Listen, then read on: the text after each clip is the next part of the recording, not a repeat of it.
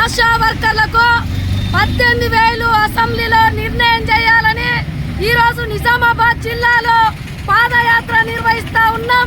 ముఖ్యంగా 10 కిలోమీటర్ల దూరం నుండి ఆశాలు పాదయాత్రను ప్రారంభించారు. ఏం లేదు అయ్యా, మాతోటి చాకిరీ చేయించుకుంటా ఉన్నారు, మాతోటి పనులు చేయించుకుంటా ఉన్నారు, మాతోటి వెట్టి చాకిరీ చేయించుకుంటా ఉన్నారు. మాకు ఫిక్స్డ్ వేతనం అమలు చేయాలని, ఉద్యోగ భద్రత కల్పించాలని, ఈఎస్ఐ పిఎఫ్ సౌకర్యం కల్పించాలని, పని భారాన్ని తగ్గించాలని, వారసత్వాన్ని కొనసాగించాలని, అదేవిధంగా రిటైర్మెంట్ బెనిఫిట్స్ కల్పించాలని ఈ డిమాండ్లతోటి పాదయాత్ర నిర్వహిస్తూ ఉన్నాం.